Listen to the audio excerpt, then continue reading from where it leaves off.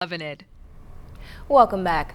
Government touring the country's first maritime academy and the region's second institute to provide training for the high seas. The delegation, led by Prime Minister the Right Honorable Perry Christie, seeks to prepare Bahamians for a vast amount of careers in the maritime sector while developing a product that will eventually become second to none in the Caribbean. Clint Watson reports.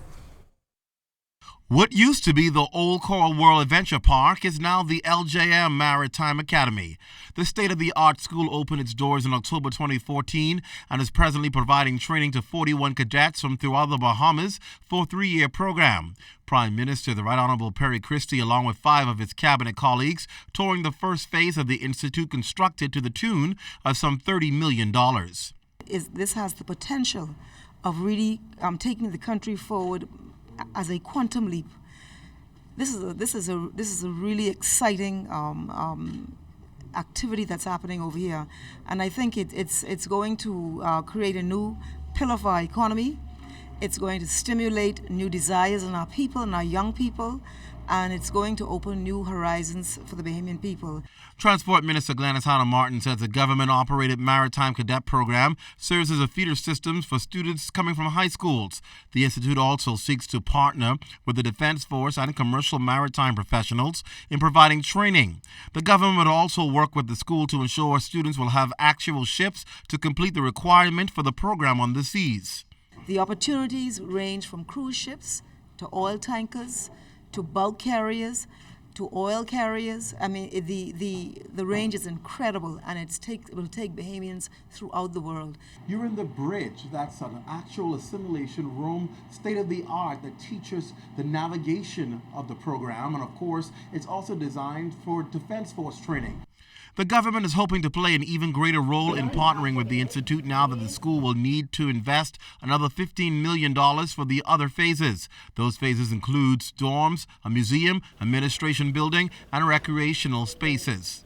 I really have to assess the extent to which the government ought to be jointly involved in this exercise and giving this institute the support that it should have because of the real role it's playing in the development of our country. So I think that's an important step going forward. We'd also hope to open a restaurant which would complement the museum and attract tourism. We hope to collaborate with Ministry of Tourism as well. And we hope to do some training for the Defense Force, fire safety drill for the hotels, the cruise ships that come into the harbor. Instead of going someplace else to get their fire safety drill, they'd be able to come here. So we'd be able to offer that as well. Prime Minister Christie expressing gratitude in this institute and really how proud he was to meet the students and learning about their goals and future plans. He encouraged them to continue to pursue their goal, knowing that this is a field the Bahamas must explore. Clint Watson, ZNS Network News. In other news, the Parliamentary Registration Department is now beefing up its security following a brazen daylight robbery last month. Sieska Adderley tells us that police have since mounted an investigation and the culprits could soon be brought to justice. 5 blank voters' cards and a seal stamp went missing from the Parliamentary Registration Department on December 18th.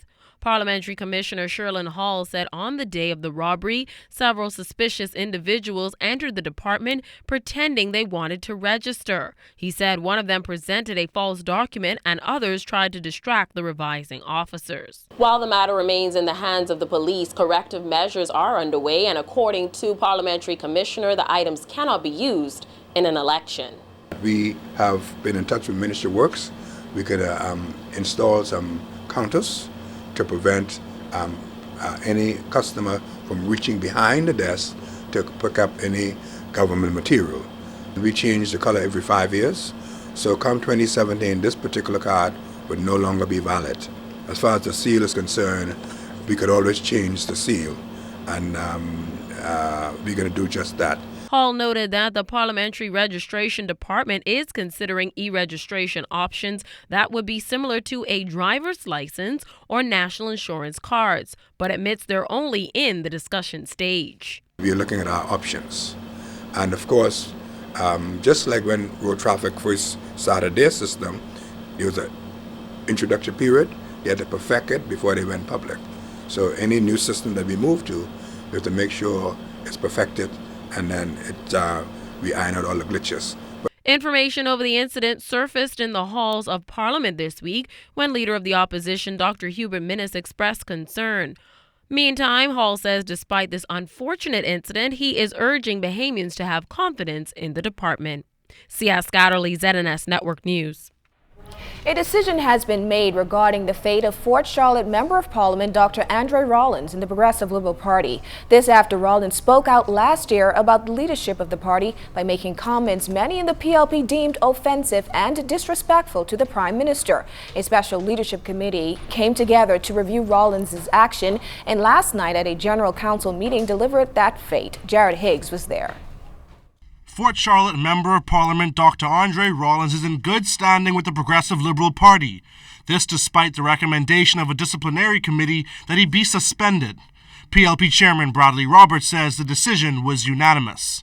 The Prime Minister spoke on the matter to the National General Council, and he recommended that the matter regarding Mr. Rollins, that the recommendation for suspension not be proceeded with, and that the council supported that position, and that is the end of the matter.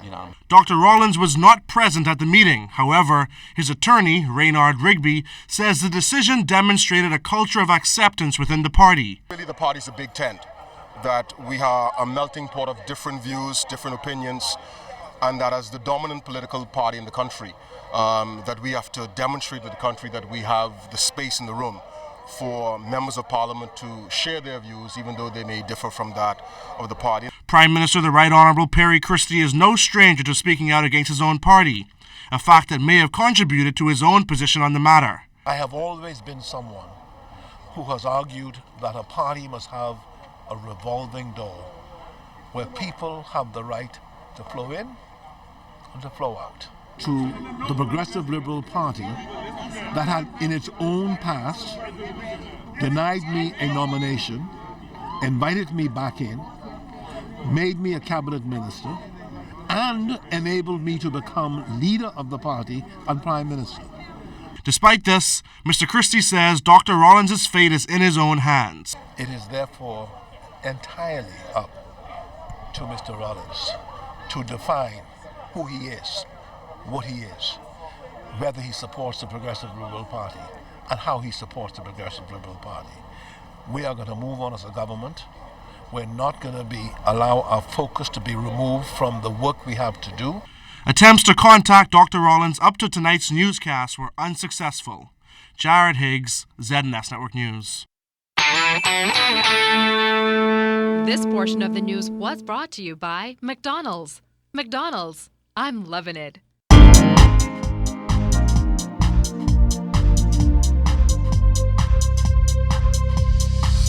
This is your Royal Fidelity Business News. I'm C.S. Scatterly. Executive Flight Support is announcing a new partnership with international aviation maintenance company Jet Aviation with a new fixed-base operator management agreement.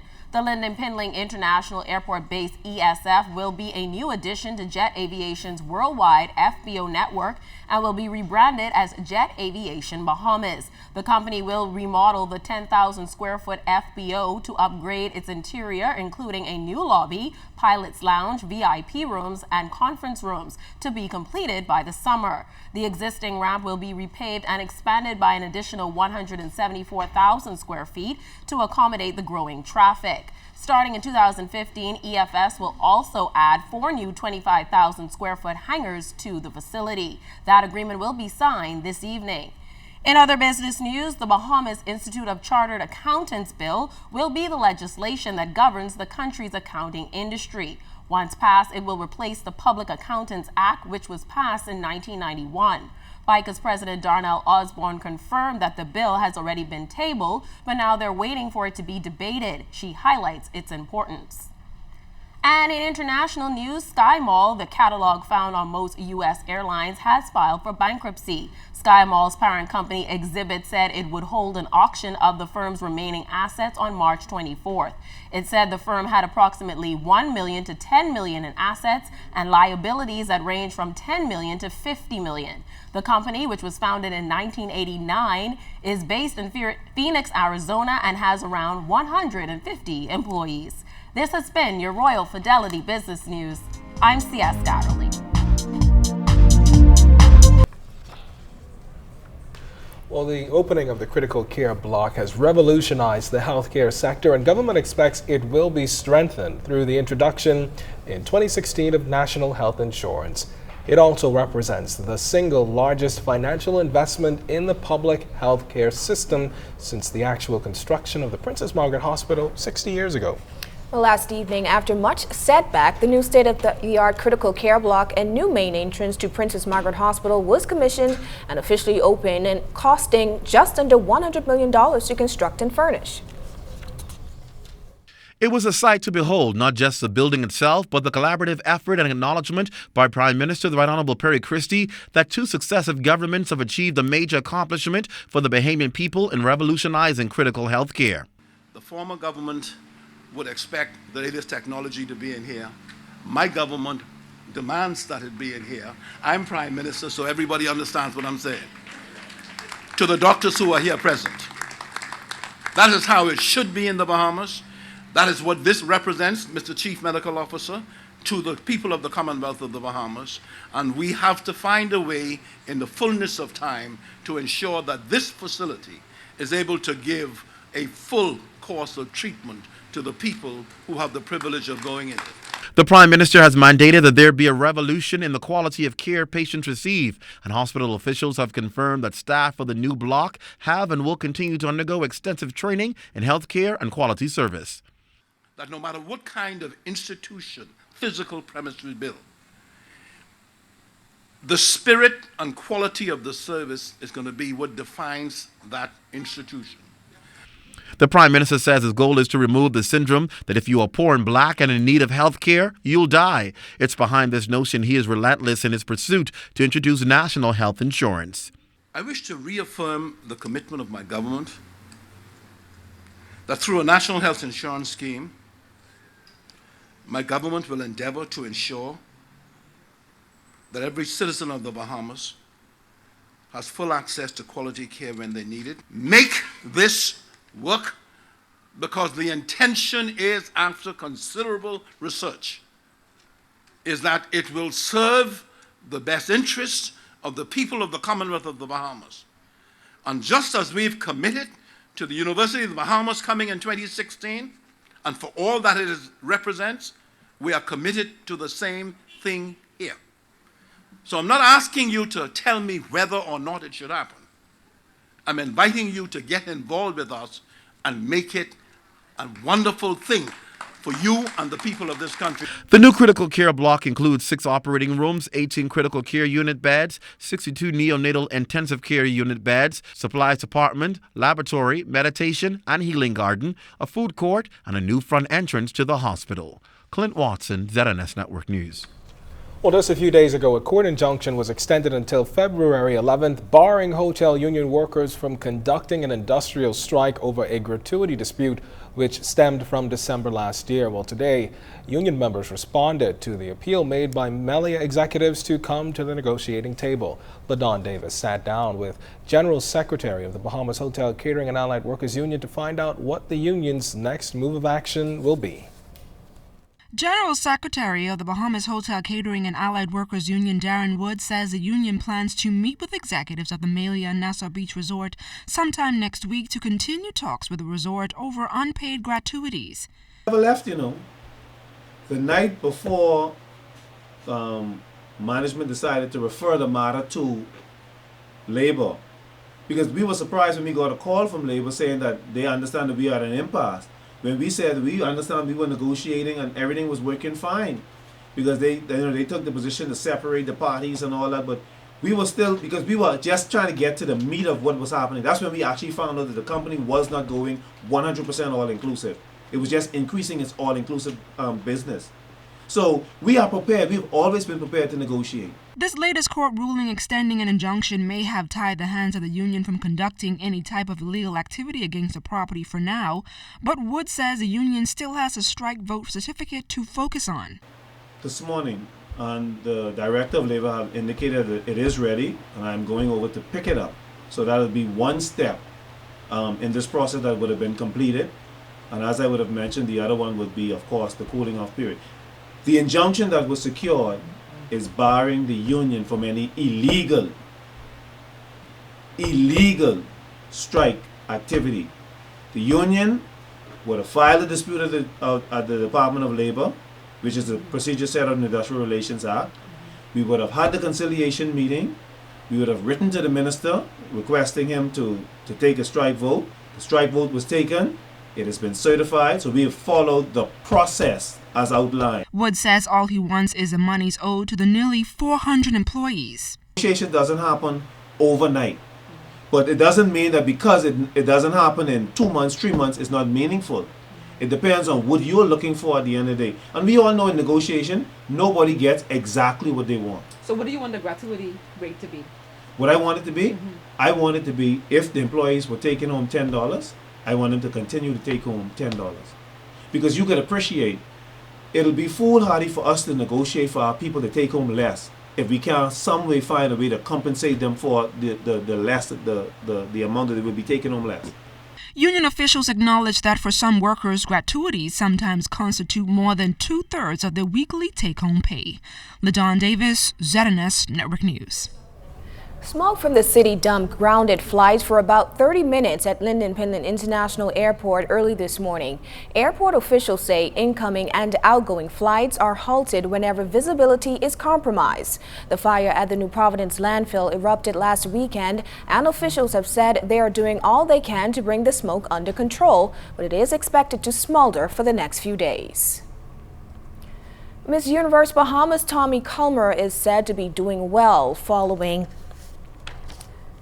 a rehearsal for the biggest performance of her life, the Miss Universe pageant set for this Sunday in Miami, Florida.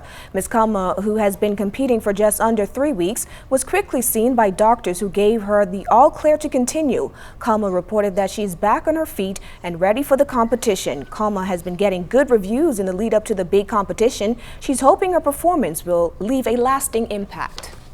Members of the Constitutional resumed their educational campaign on the proposed gender equality bills Thursday night, taking their message to the island of Inagua. Cleopatra Murphy spoke with youngsters attending the session at St. Philip's Anglican Church Hall, who gave the youth perspective on those bills. Young people made a strong showing at the Constitutional Commission's most recent meeting in Inagua.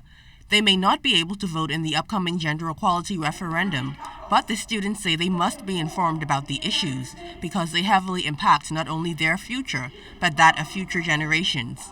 Local government junior council member Chelsea Bain says she supports the proposed changes to the Constitution that she believes will benefit the country. I feel that the Bahamas needs this change as a nation. We do need to change, and we do need to step out of that boundary line of discrimination. Women need more rights, I think. The four bills seek to bring about equality between men and women with regards to citizenship and eliminate discrimination based on sex. Junior Council member Demetrius Taylor believes the Bahamas is a great country, but says discriminatory elements that exist in the law must be removed. Because the Bahamas is on the list of a very short list of countries that have laws like this discriminating against our citizens. Very, very short list, and one of the only in our region. And I think it really needs to be changed. It is no way that I want to grow up in a country that no one is equal as we should be, and we are preaching equality, so it's great that we are training from a government point of view. Island Administrator Welma Colebrook says she was impressed by the turnout of residents, particularly students, who showed up to gain first-hand knowledge. As for the proposed constitutional changes, Colebrook says the barriers of discrimination must be lifted. I think it's a good idea what the government is doing.